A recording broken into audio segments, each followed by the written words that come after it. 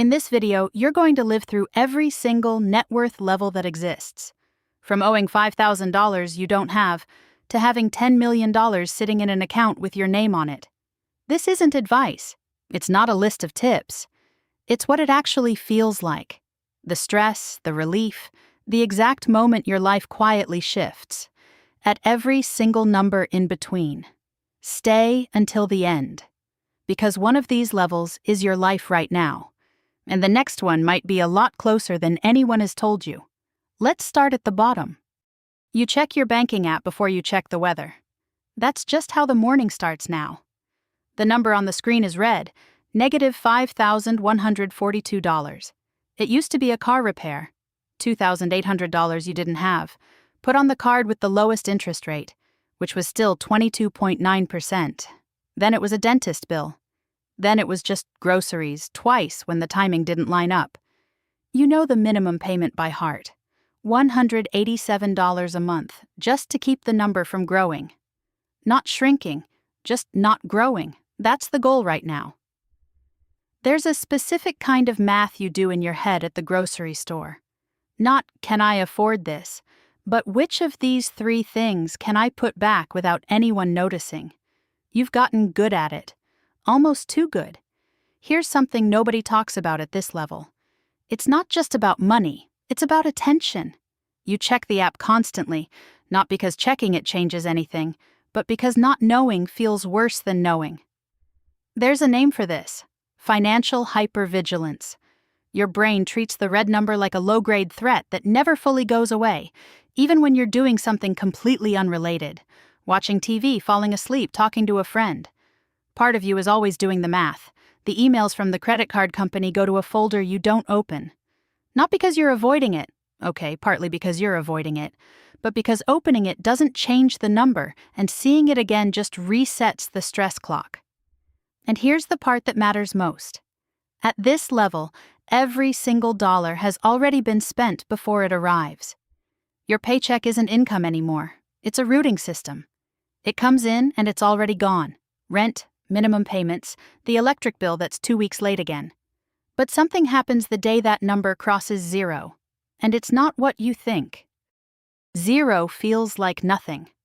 But zero is actually a massive milestone, and almost nobody treats it like one.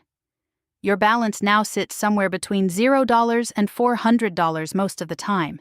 It goes up on payday, and it drains back down to almost nothing by the time the next one arrives. You're not in debt anymore, but your one car problem, one vet bill, one, can you cover dinner, I'll get you back, away from being right back at level 1.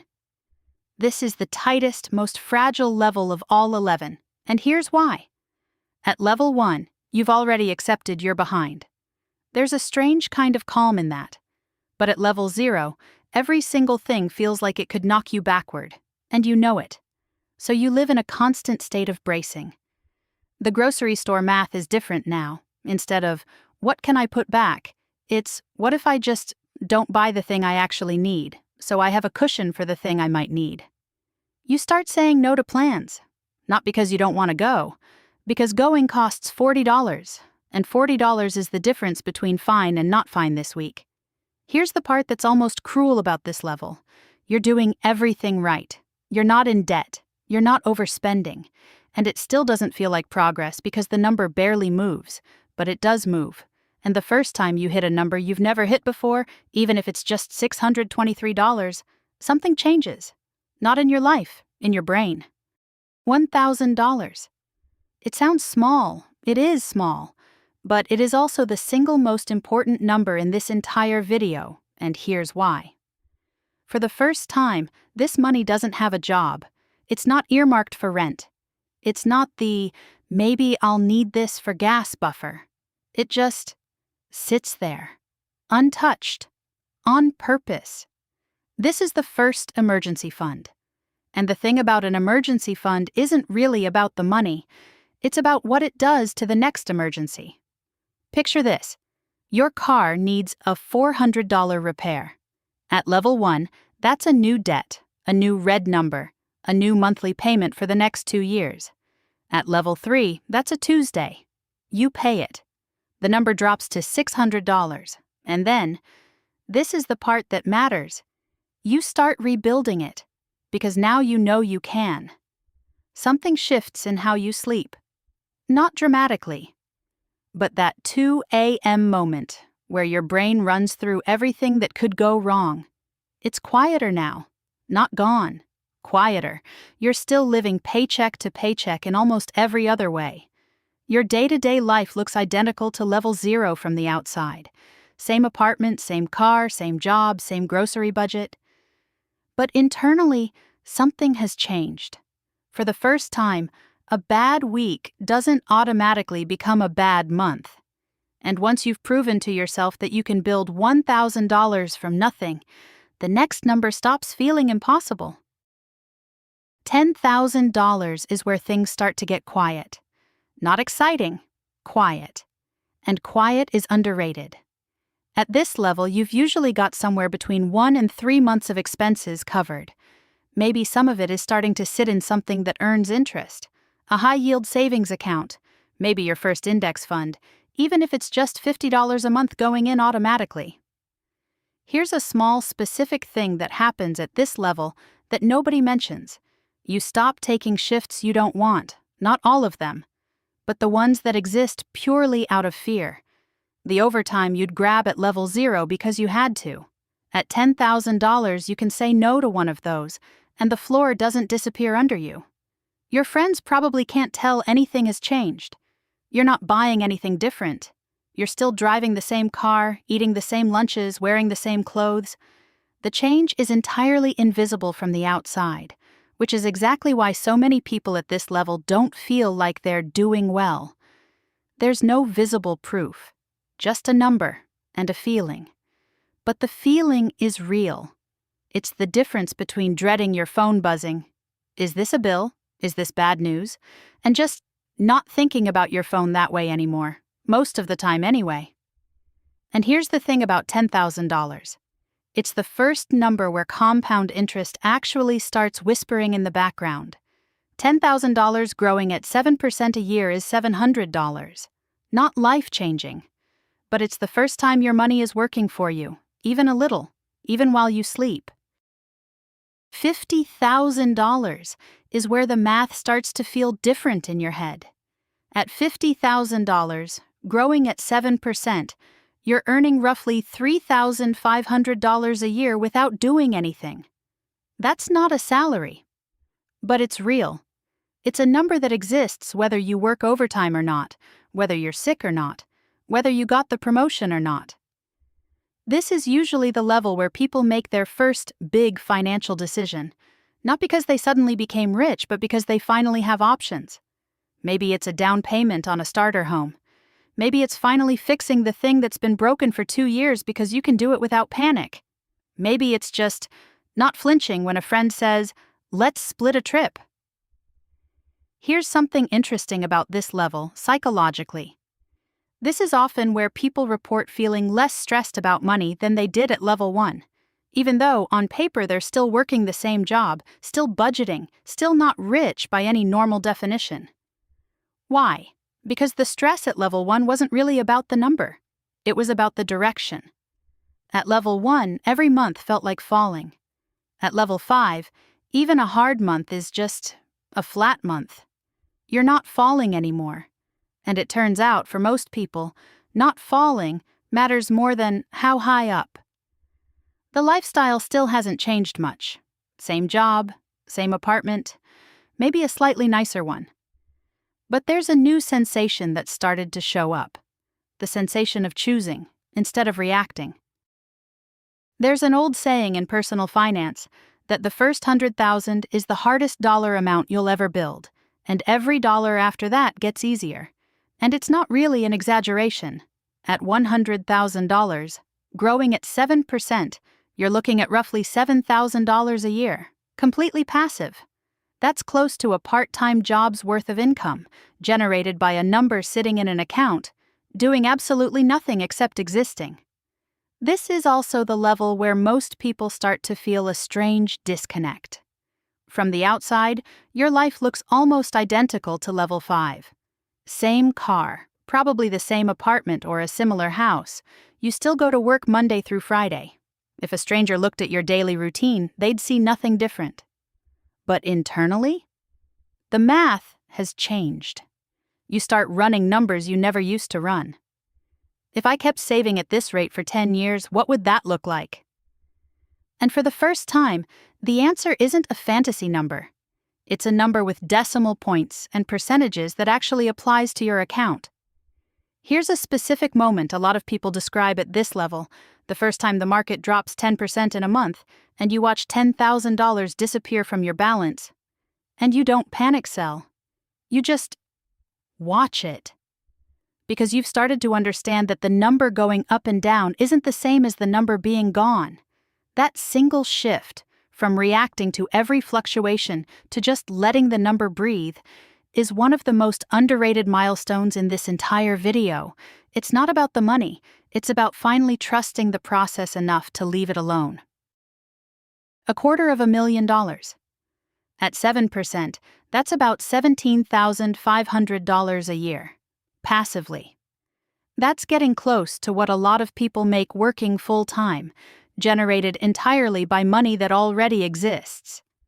At this level, for a lot of people, a big chunk of this number isn't sitting in a brokerage account. It's home equity. The house you bought back at level 5 has been quietly paying you back for years, in the form of a number that grows every time you make a payment, whether you think about it or not. Day to day, life still looks the same.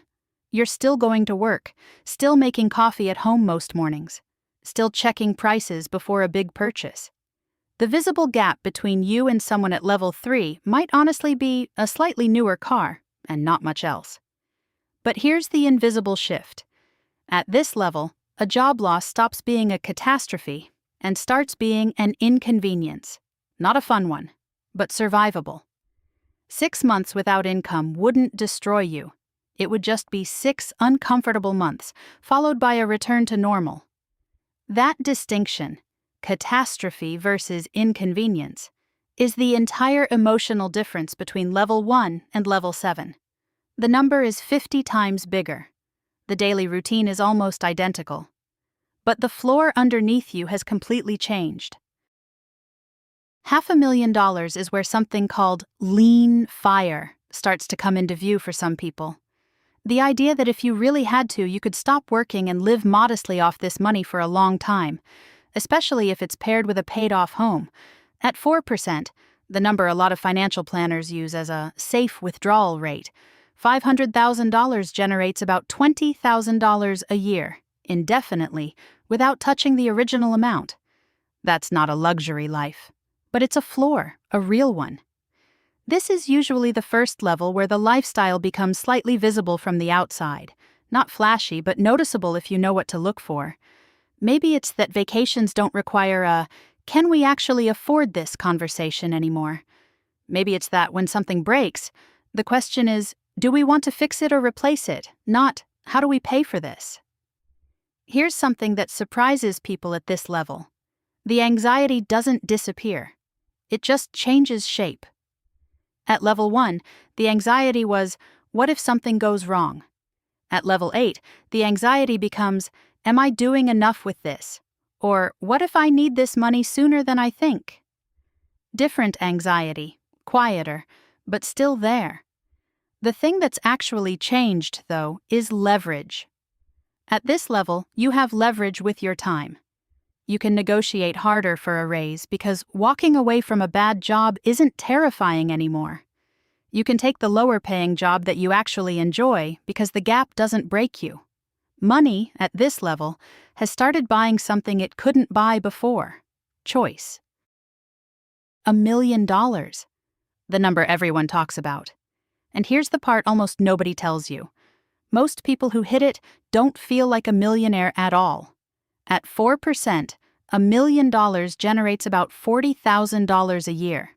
Passively, that's a real income. For a lot of people, that's close to what they were earning from their job in the first place.